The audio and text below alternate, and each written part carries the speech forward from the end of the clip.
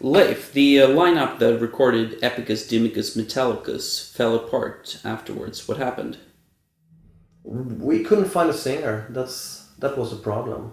Because we wanted Johan to continue in the band, but I think he was more interested in his pop project that he was involved with, and we really tried hard to persuade him, but he didn't want to. So we didn't have a band at that point. So we needed a guitar player, we needed a singer, and we didn't have the right people in Väsby at the point. Everybody was into UFO and Thin Lizzy stuff, and everybody was slagging us off for being really, really heavy, and we were basically the laughing stock of Plus Väsby, more or less. And the ball started to roll actually when Messiah phoned me. So it was from that point we knew that we could continue with the band. So that was a turning point actually. So things were looking pretty bad at the point, because Epicus wasn't selling very much and we didn't have a band, so things were not looking too good for Candlemass at that point. And then I got this weird phone call in the middle of the night, and it was this this person phoning me up. So that was the turning point for the band. Yeah, speaking of weird phone calls, Messiah, you left your previous band Mercy, and the following day we spoke on the phone for 3 hours when you were playing me your acoustic songs that were supposed to be future doom metal classics. And you had two options in life, you said. Either to record these as Messiah or be the future singer of Candlemass. Yeah, because I heard Epicus, Doomicus, Metallicus, and it was easily the best thing I ever heard. It was up there with my favorite Trouble albums, the early ones and stuff like that. And I was amazed that there was such a good band in Sweden, and I just thought that I have to get into this band. And actually, I remember that interview, and I know I was kind of strange, and then I think I had my first personal breakdown when I left Mercy, and I haven't been cured since, actually. Oops. So how do you react, Leif, when this guy kept calling you up all the time? I thought it was a weirdo. It was right in the middle of the night, and he was just screaming on the phone, "Oh, I'm gonna be your next singer," and I was really shocked because I mean Swedes are pretty what's the word? Quiet, humble, mellow, relaxed, and this guy wasn't. So I thought it was just a crazy person, and I think he was singing Solitude over the phone, weren't you?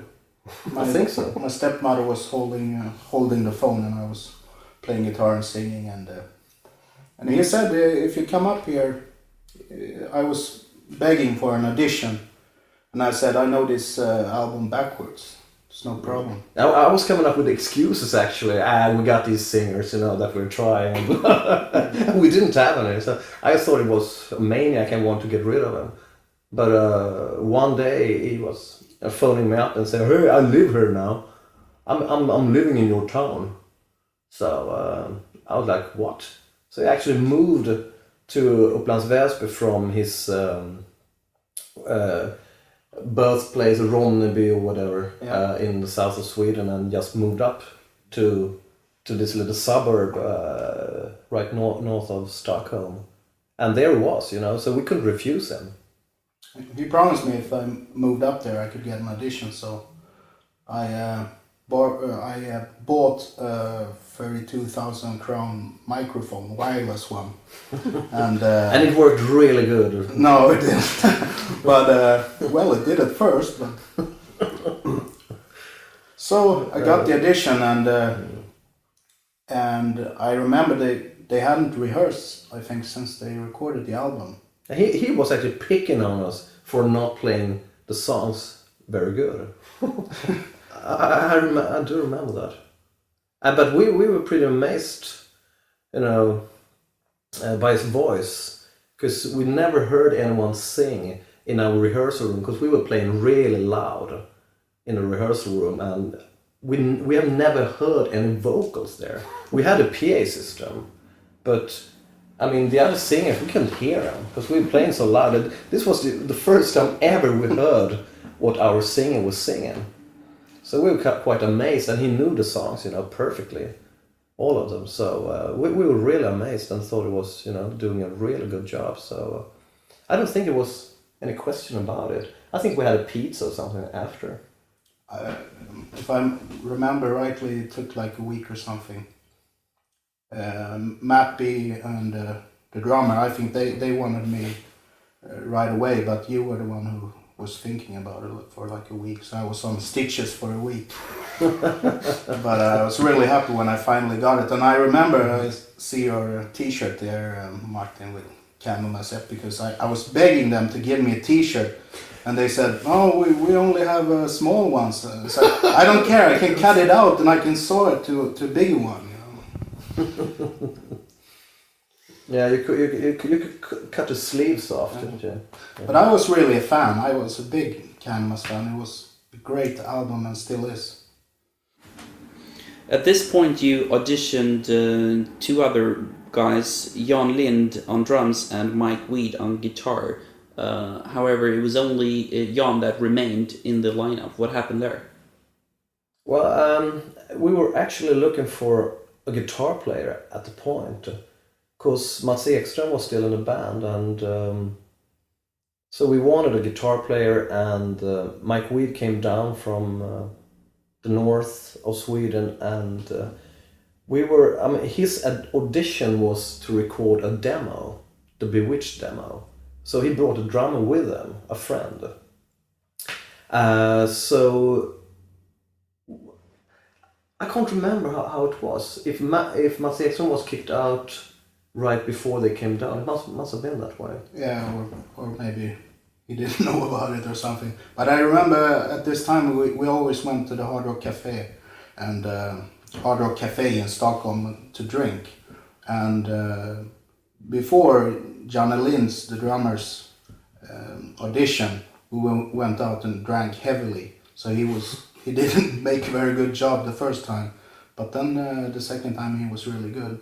And we rehearsed really loudly at this place, so we couldn't really hear what it sounded like. It was... Yeah, it was weird, because Mike was the lead guitar player and we couldn't hear what he was playing. So, and we didn't want to turn it down, really. So he was in the band for a few weeks before we actually heard him. So that was kind of weird. And we thought it was playing too fast, I think. And we wanted him to slow down a bit, so we play with more feeling, I think.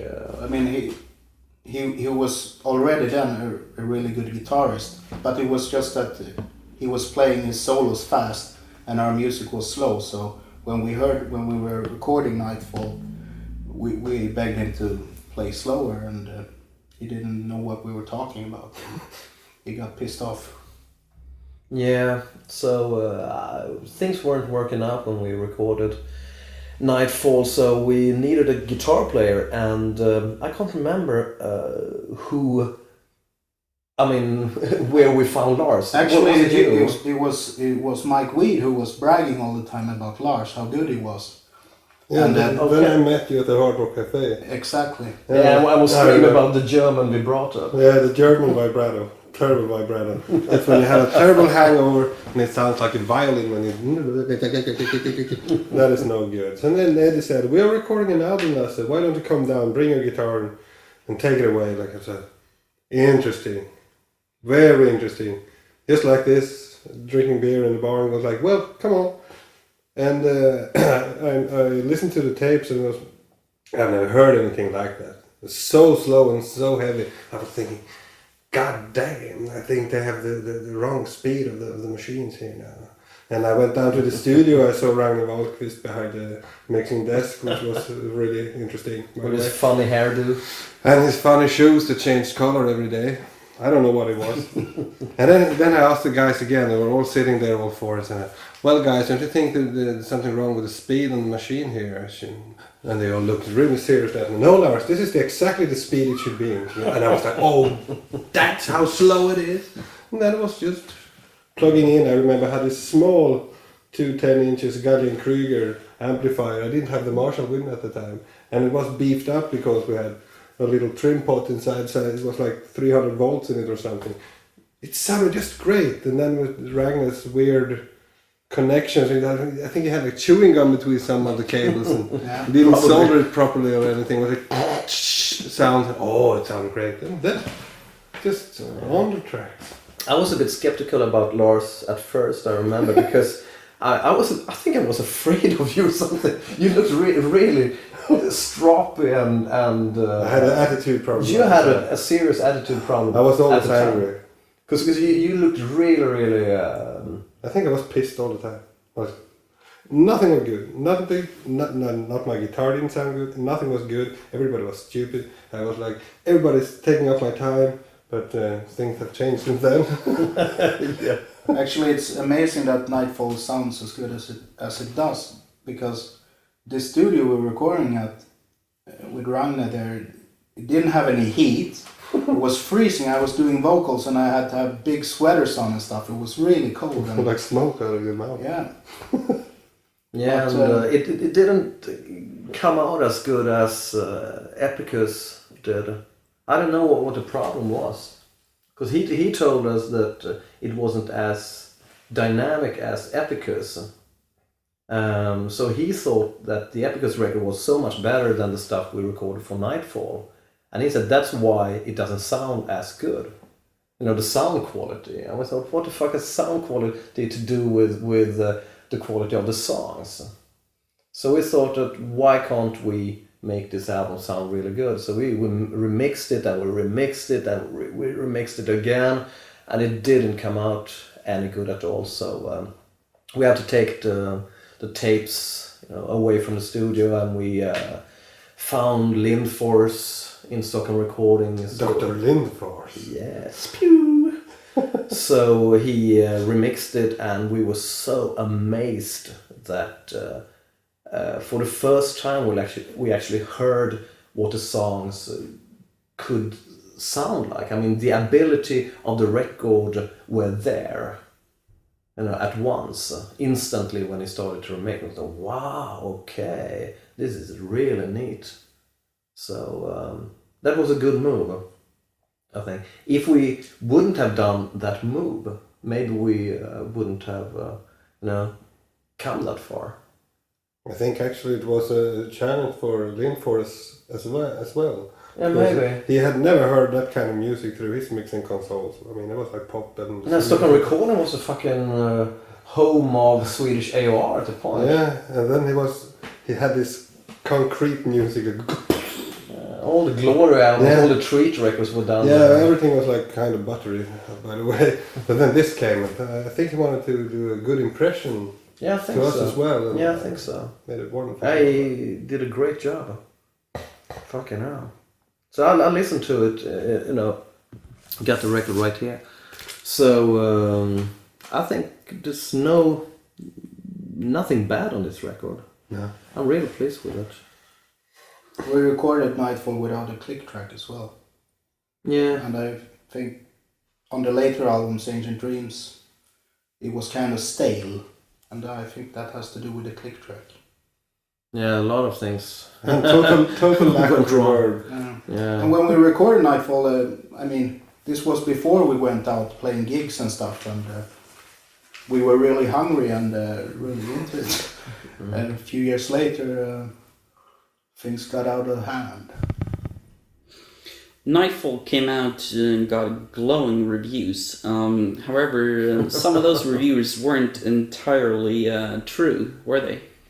I think they did a pretty good job, our little record company in London, because our manager knew these writers for Kerrang and stuff, so I think either he paid them or he threatened them. I don't know, but they wrote really brilliant reviews of the record. They used it as advertising. These reviews 99 out of 100, 4.5K in Kerrang, and I think 7 out of 7 in Metal Hammer, and There's also one thing. What should they do? We didn't have like a video out at MTV at that time. And by the way, so what do MTV you do? Do you doesn't lie, play of it. course? Yes, of course. Everybody has to know. Yeah. They can't see it on Except TV. for the band, of course. 'Cause Yeah, I just found out today. Just found out. I thought we were great for 15 years. the truth hurts. I can Or shall see- set I you can see- free. But I mean, to me, it doesn't matter because I think Nightfall is the best album we did. But I mean, Epicus is equally as good as well. So. Well, I'm gonna frame this little Yeah, ad, you actually. know, reading is believing. Yeah. And they believed. And we did it as well, didn't we? Yeah. There's the power of it. It's beautiful. At this point, Candlemass played live for the first time. Not in Stockholm, though. You went down to the town of Jönköping in southern Sweden, and you played in the assembly hall at a school.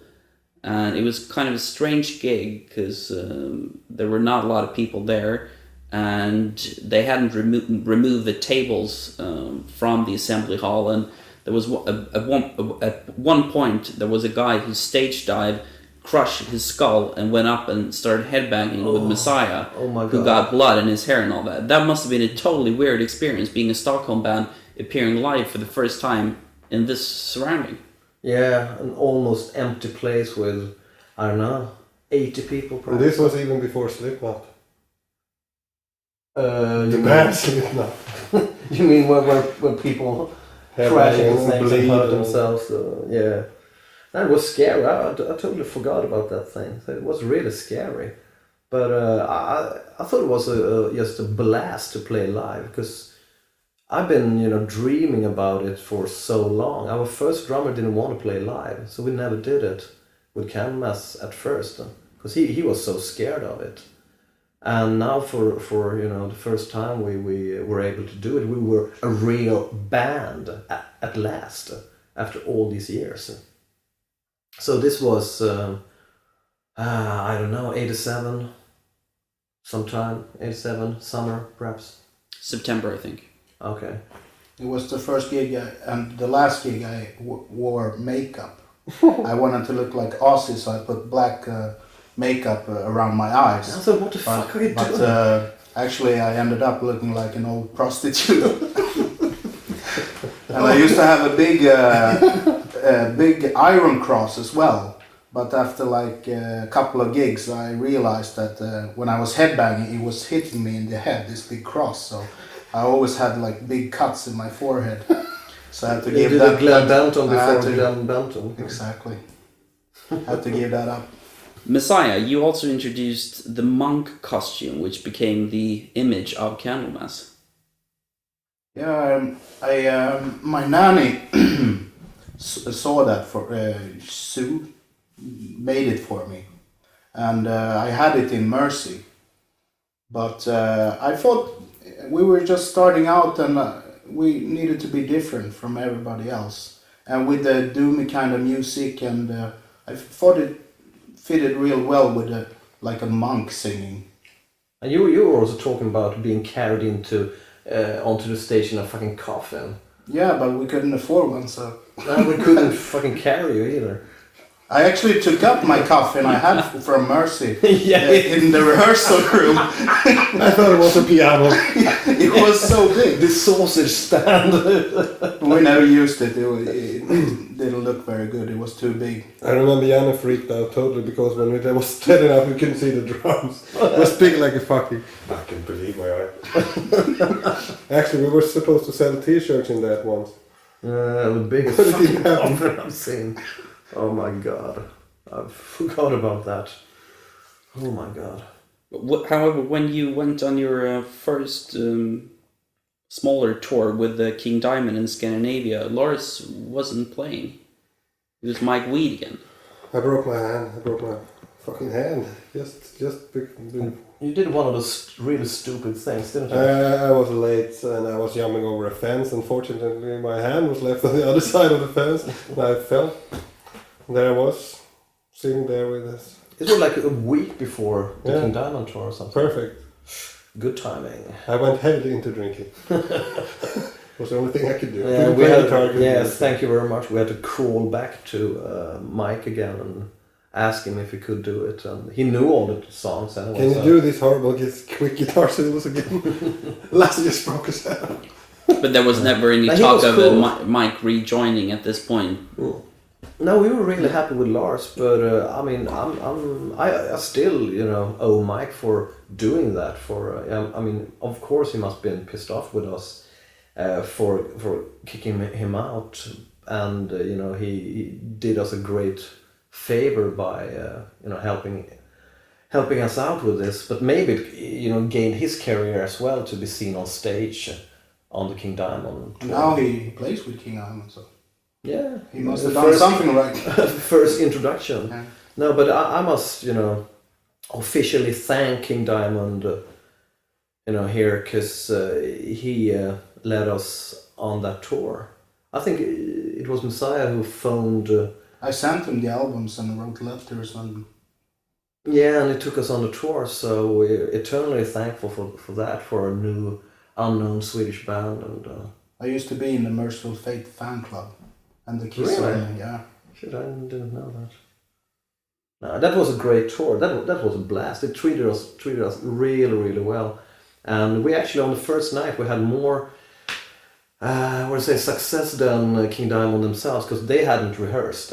So we were actually getting more response from the audience than King Diamond. So I think the guys in King Diamond got some heavy abuse from the King. I think... It was the first time we played in Norway. We played 3 gigs Norway, in Oslo and Stockholm and Copenhagen. Yeah. And it was like very early on. Maybe it was like our 4th, 5th, 6th gig or something like that. Mm. We went down really, really good on that tour. So that was a blast.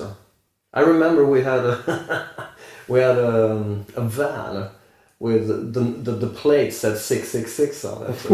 the first van we hired was like, you know, 666, and Jonas Åkerlund was the tour manager at the point, the famous video director. So he was our roadie, tour manager, everything on that little tour. So he did the first video as well, you know, the Bewitched video. That was cool. And Jonas has always been a cool guy. So That was kind of a strange experience doing the Bewitched video. oh my god. Playing a guitar solo with a casket on. I remember going to the Hard Rock Cafe the night before the video shoot and asking fans to please come and do the video. And but we said if there's bad weather, snowing and stuff, don't do it. So Yeah, the first day there was no snow. The second day there was snow. So it's our version of Plan 9 from outer space, I think. It was, you know, we couldn't believe. I mean, this guy will be, you know, so famous for doing brilliant videos, and we got the worst of them all. So you couldn't really see his career coming, you know, at that point. But it was a fun experience. The people at this park where we it's a Drottningholm, the King's own park. They were so pissed off that because it painted on this. we painted On the Messiah stone. Marcolin, rest in peace, on my yeah. gravestone, Yeah. and then it didn't come off. Yeah, they were so pissed off. But well, a nice experience anyway.